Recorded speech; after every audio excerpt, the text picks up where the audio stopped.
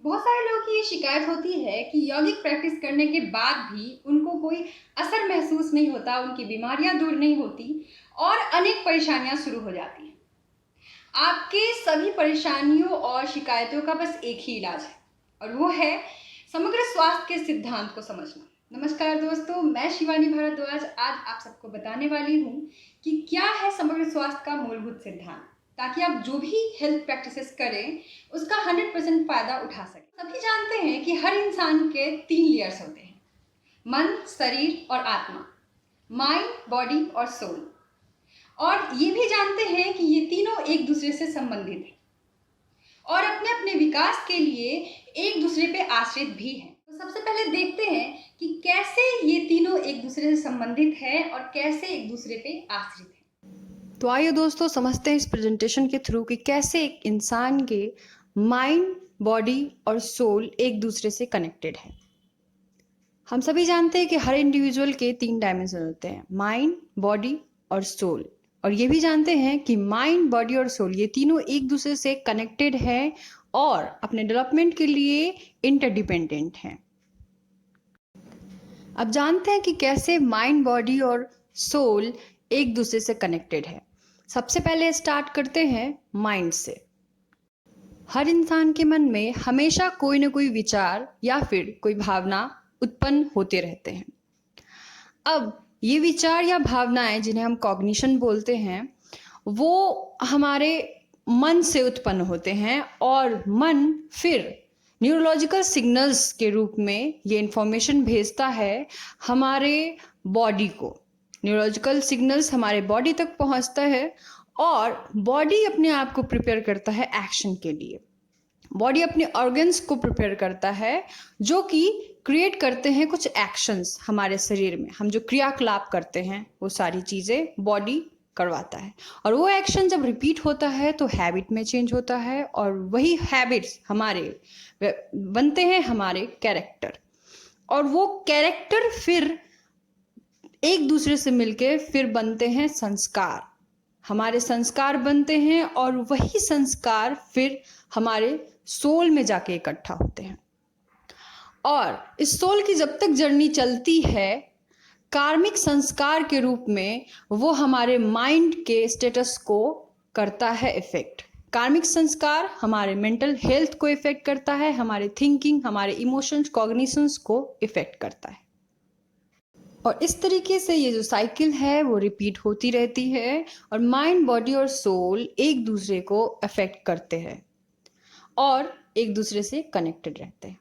अब जब भी हम कोई हेल्थ प्रैक्टिसेस करते हैं या फिर कोई यौगिक प्रैक्टिसेस करते हैं तो माइंड, बॉडी और सोल तीनों पे हमारा फोकस होना चाहिए, क्योंकि जब हम किसी एक पे फोकस देते हैं तो पूरा नरिशमेंट उस पे ही होता है, उसको ही मिलता है पूरा नरिशमेंट।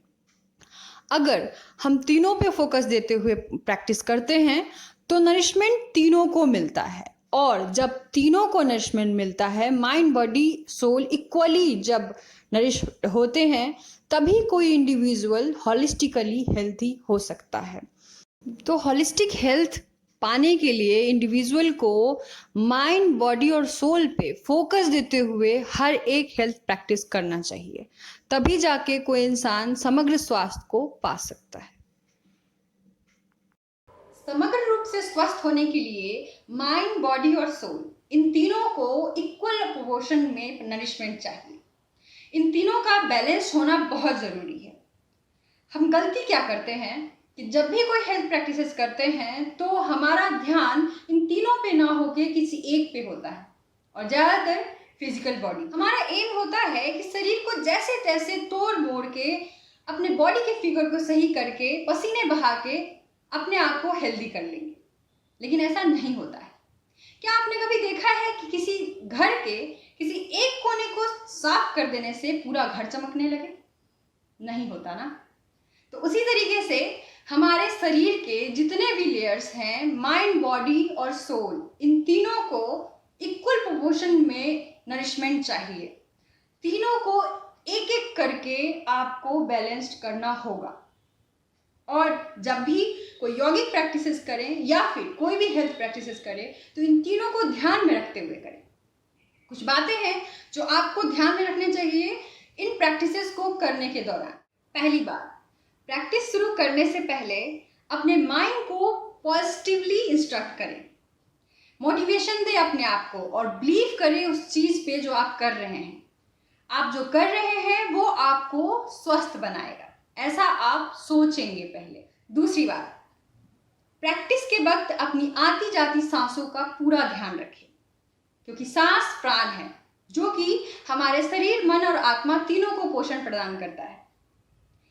सांसों में और बॉडी के मूवमेंट में एक रिदम हो, उस वक्त कुछ भी और बातें दिमाग में ना आए, सिर्फ ध्यान आती जाती सांस पे। तीसरी बात, प्रैक्टिस में कोई भी जल्दीबाजी या फिर जबरदस्ती ना करें, जितना हो सके उतना ही कीजिए पर हर रोज कीजिए। चौथी बात, प्रैक्टिस खत्म होने के बाद अपने शरीर को शिथिलता प्रदान जरूर कीजिए, थोड़ी देर लेट कर रिलैक्स कीजिए, उसके बाद ही किसी और काम को कीजिए। पांचवी और सबसे महत्वपूर्ण बात, प्रैक्टिसेस के साथ अपने लाइफ स्टाइल को भी सही कीजिए। जितनी जल्दी हो सके सो जाइए और सूर्योदय से पहले जगने की कोशिश कीजिए। खाना बैलेंस्ड हो, आपका डाइट बैलेंस्ड हो, जो भी खाइए सात्विक खाइए। ऐसी चीज़ों को देखे सुने या करें जो कि आपको आंतरिक प्रसन्नता और शांति प्रदान करे। इन सभी बातों का प्रैक्टिसेस के दौरान ध्यान में रखें और कमाल खुद देखिए। आशा है आपको ये वीडियो पसंद आई होगी। इसे लाइक, शेयर और सब्सक्राइब जरूर करें। मिलते हैं अगली वीडियो में हेल्थ से रिलेटेड कुछ नई टॉपिक के साथ। तब तक के लिए हंसते रहिए, मुस्कुराते रहिए, स्वस्थ रहिए, मस्त रहिए, व्यस्त रहिए।